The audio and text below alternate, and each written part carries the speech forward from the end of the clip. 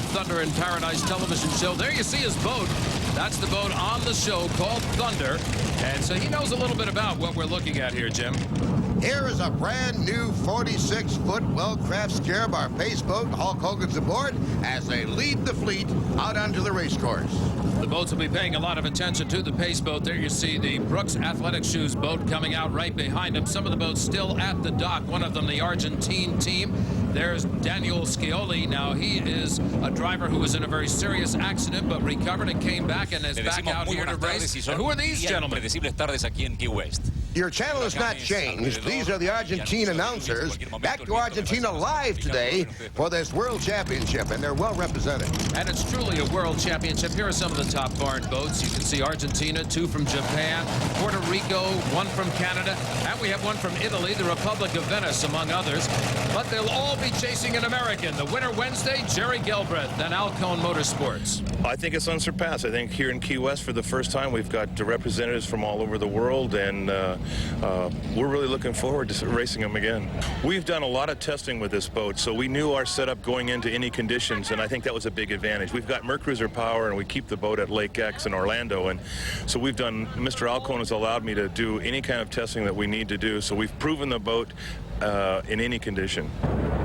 The wind has picked up pretty good out on the water, and now the boats are milling around. We're just about to start. Let's take a look at our main competitors. All right, Dick, Daniel Scioli will drive the Argentina entry, and Fabio Buzzi of Italy is his throttle man. That's a pretty good combination. And you'll note that that boat is out here in Alcone. 1994 Key West Super Bowl World Championship from Key West, Florida. This is Stuart Hyam in the boat Recovery. You can see he is battling the Argentine boat on the outside of his screen. If you look to your left of center, way up there, you see a rooster tail flying high. That is the lead boat in the Super Boats, Alcone Motorsports. He's doing a good job of commanding the field. And remember, he's looking where the split is right now. Recovery has moved up into second place overall in the field. Alcone Motorsports is still your leader, so Stuart Hyam appears to be in the position to take over the lead if anybody at all can do so. Let's jump back to the open class now. They are continuing their challenge on these waters off of Key West. Katana, the Japanese boat, they're doing a good job of handling. Look at the way they've got that boat trimmed out. He's very light on the water. He's literally going wave to wave. He's not getting the bottom of the boat down into the water at all. He's staying airborne. To his right is this boat. How sweet it is. We are on board with Carlton Myers right now. He is battling, but he knows off to his left. He's got the Japanese competitor coming on extremely strong. They're flying the boat high. They've really got themselves running in a very good position. And we're still, of course, chasing Team Gentry, who is leading the open boats. Here's the modifieds, the third class of the day, getting their start back in the bay. You can see that the water is very rough for these other classes as they get started. The production boats, the P-boats, are also coming up on the start line now. Let's join the crew of Hurricane. Steve Page is the driver. He's coming up. Yep. Here he comes. Here he comes. All right. All right. Look at them all trying to get a jump. Okay, there we go. We're eavesdropping aboard the Hurricane. You can hear the throttle man and the driver talking to each other. Let's listen in. Patriot's coming over on me.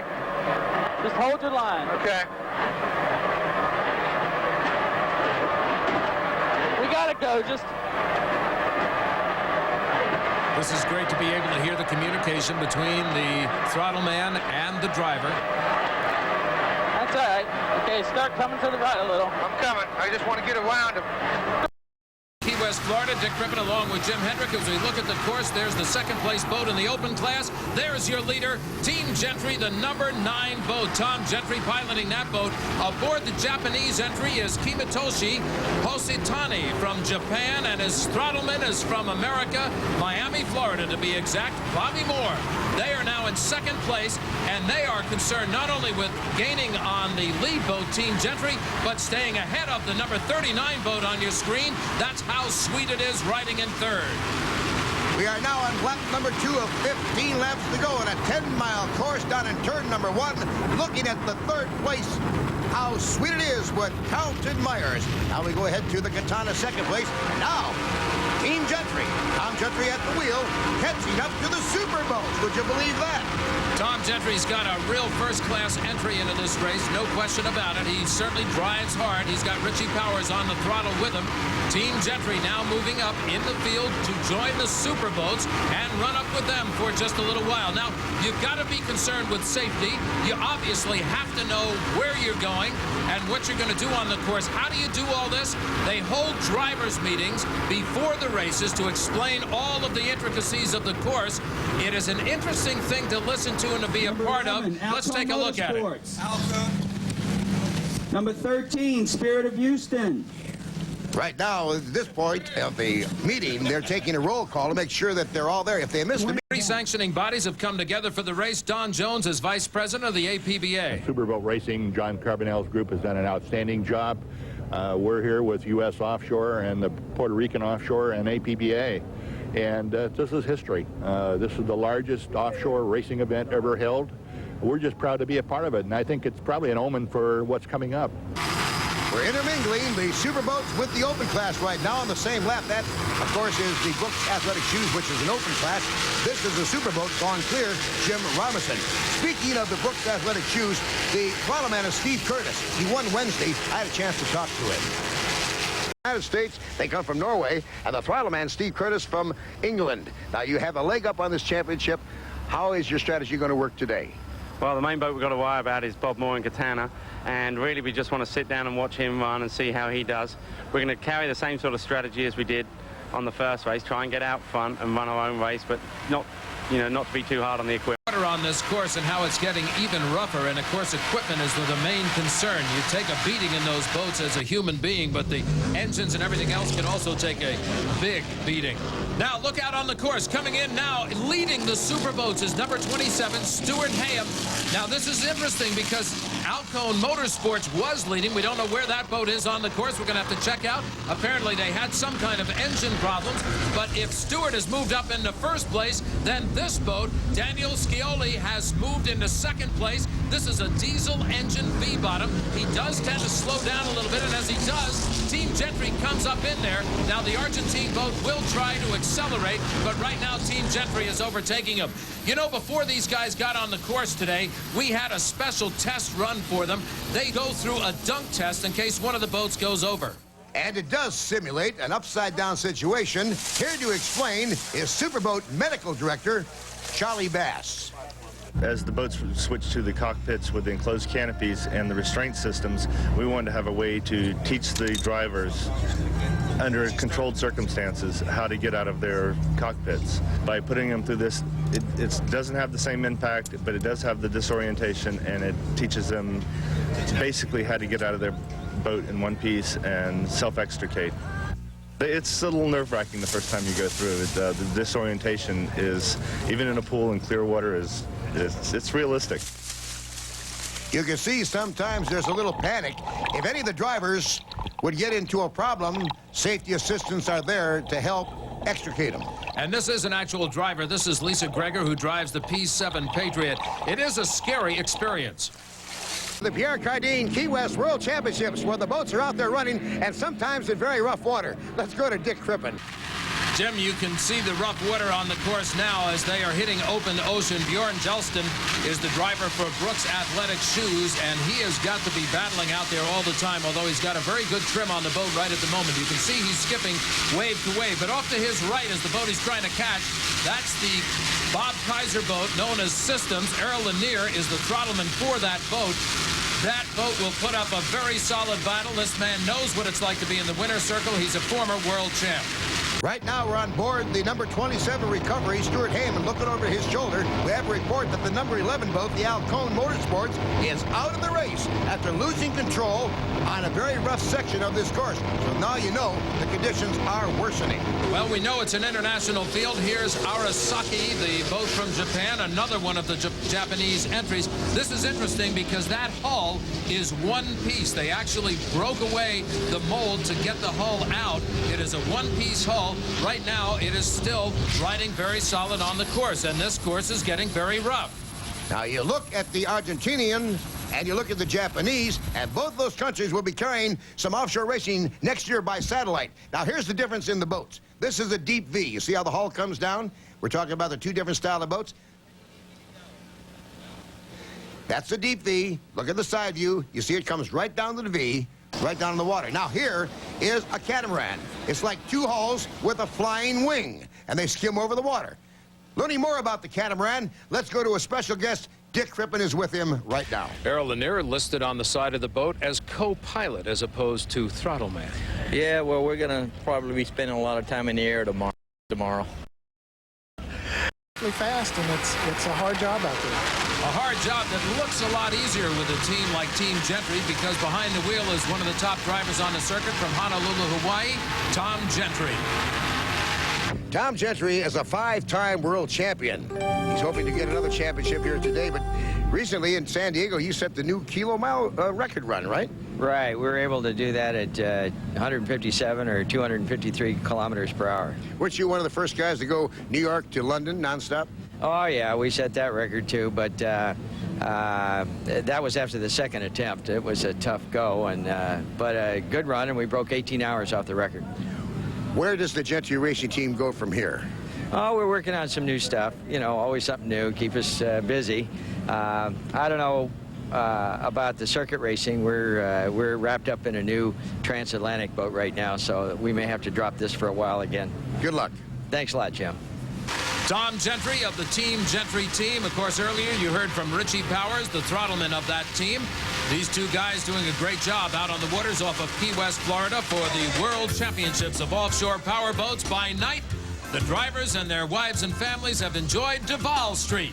We'll let you enjoy it and tell you we'll be back in just a moment.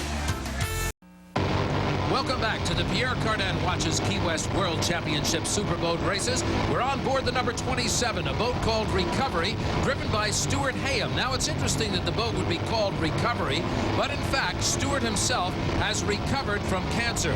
As a result, all of the money he earns with the boat goes off to cancer research, and he also serves as an inspiration to both those on shore as well as those he races against. As they look at Recovery making the turn here in the harbor, we now go back to the open class, and William Gifford, the driver of the Gifford Marine entry. Lots of officials on hand. Let's go to Dick with a special guest. We've been talking about the combination of the sanctioning bodies. Phil Crawford is here with us. He's president of the United States Offshore Association. And Phil, it is great to see all of the guys come together. You got to know it. You got to know it. We've been here before with John and the SPR group, but we missed having APBA involved. And this year, through the cooperative efforts of everyone, we've been able to get all three groups together. I'm very happy to see it, and it shows that offshore racing is very viable as a motorsport when you come out and you see what goes on here. To his left, cross his way, Steve, get away from the wall, cross his way. There's some instructions coming from Steve Page's throttleman aboard the Hurricane. As we look at In Excess now, he's picked up some speed.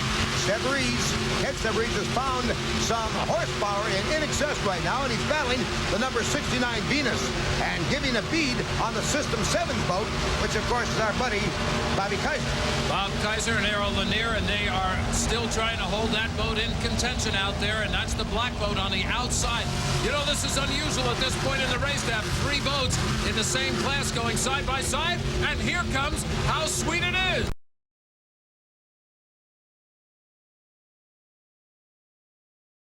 It's over. It looks like he just tripped up on the skid fin, and that slapped him back down and prevented him from making a complete barrel roll. Here's an idea of how these boats are made. This is the actual boat that is racing on the course for Argentina today as it's being removed from its mold. You know, this thing was put together so fast in about 60 days. They only had a chance, as Fabio said, to run it out on the lake for about an hour or so to get the feel of the boat. They brought it up here, and they're doing great with it right now. It was actually built in under 60 days. They are using diesel power. This is in Argentina, and this is Key West, Florida, where we'll return in just a moment. The attrition rate, Dick, is starting to rise. Some of the boats are coming in and limping in. Some will have to be towed. Let's look at the attrition scoreboard. Well, we have Jaws is out. As you can see, they've got their cockpits open, and they are coming in. Bonanza, the P-105, one of the boats from Puerto Rico. Anthony Izzo, who we were riding in the cockpit with earlier, you can see he's not racing anymore. Bob Guzzo, driver of Extractor, also coming in the modifieds. In the Italian entry, the Republic of Venice, Sergio Mion is also out of it. However, Katana, the Japanese entry, is doing just fine. The throttleman from Miami, Florida, he talked with Jim Hendrick before the race. I've always called him the veteran throttle man, and that's what he is. He is now throttling for the Japanese in this particular World Championship. What's it going to take to win today? Bobby Moore. Well, I'm going to have to run harder than I did Wednesday. Steve Curtis really put a good whipping on us. I really didn't see him go out front, and he snuck away from me, but we'll see what happens. I know I'm going to have to run a lot harder than I did Wednesday. Bobby Moore, the throttleman on the Japanese entry, Katana. That boat is having a very good ride. This boat also very good. You met Lisa Greger before when she was in the pool getting turned upside down at Patriot. There you can see she's battling Alan Steele aboard Restore, the P4. Lisa right now has command, but boy, she has really got to be aware of where Alan Steele is all the way around. Also, the P71 coming up. Richard Felsen in high risk. Notice, Dick, he still rides with no canopy or no windshield. That's the way he likes to race. But he's serving notice to the boats Restore and Hurricane. That's Skull and Crossbow. He's going out meaning some big business. Let's get on board. Welcome back to the Pierre Cardin World Championships of Key West, Florida. They are exciting. There's lots of action on the course. Here's how the boats are standing at this point. Dick, before we check in the Superboat class, here's Jeff Stolper driving the Exide Nautilus battery entry. We haven't seen him all day. Seems to be riding pretty good. Here's the way they stand in the Superboat Cats. Recovery Exide systems gone clear. The top three. In the Superboat Deep B, it's Danielle Scioli in Argentina, In Excess, Cigarette Lady, Fountain, and Republic. Leading in the open class, this boat, Team Gentry. Tom Gentry and Richie Powers.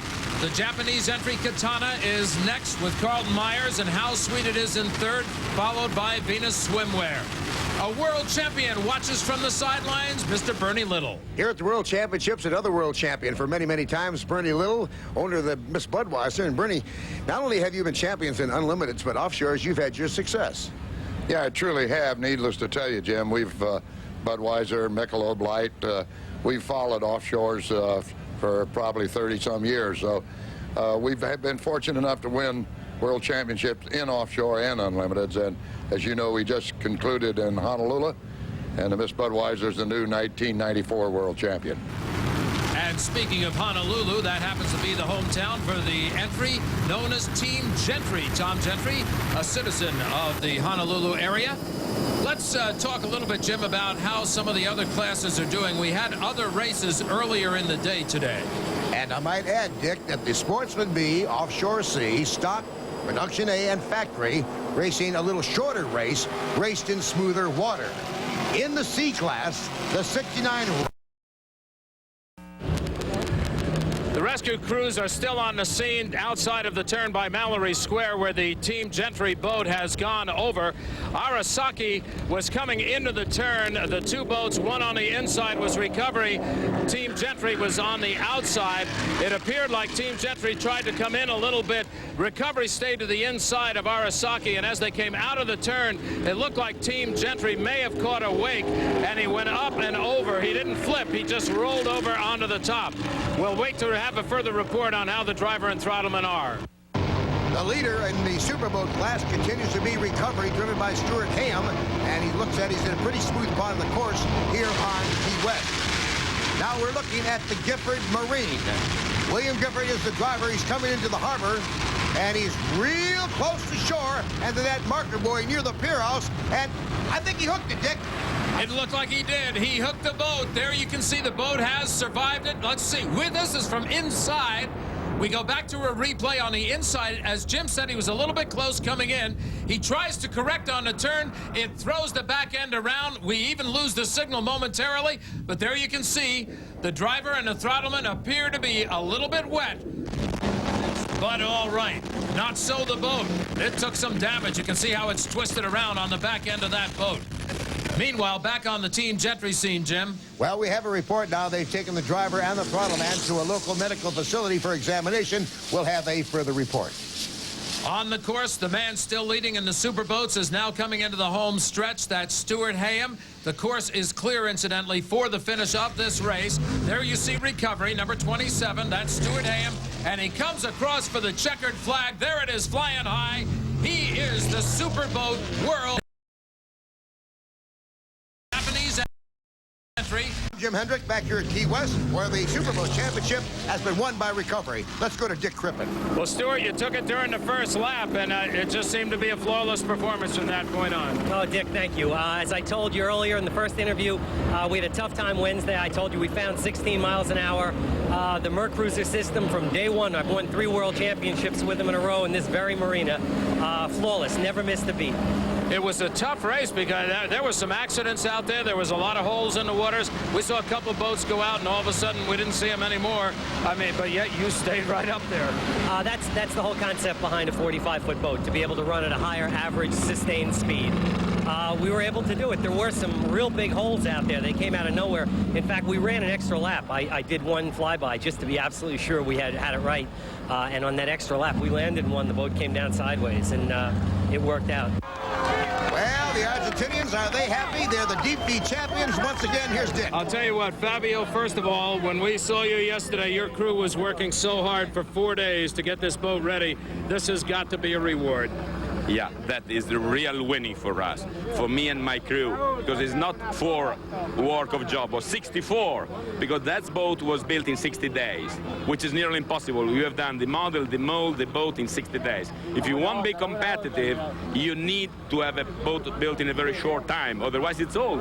Daniela, what do you think of this crew that works with you? It's great. It's their win, because especially leading by Fabio, had a fantastic team. I think the record was, the title was to make the boat in 60 days. It's just a sophisticated boat like this. Only Fabio can do it. I'm running them so well and throttle it, so that's great. I'm really much more happy than for Argentina, that it was for the first time a live show, for all the people that have been working and trust on myself on this project, especially Fabio. The open class.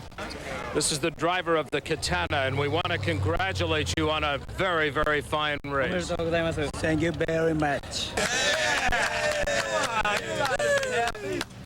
Happiness for Bobby Moore and the entire crew of Katana. They're busy throwing each other in the water back there, Bobby. Yeah, I hope I don't get into that tussle. I tell you, I've had enough for today. Yeah, how was it out there? It was a tough day, really. It was. We ran hard from the start. We never looked back until about the 12th lap. I pulled back a little bit then after Steve Curtis went down in the Brooks boat. Up to that point, we run as hard as we could run.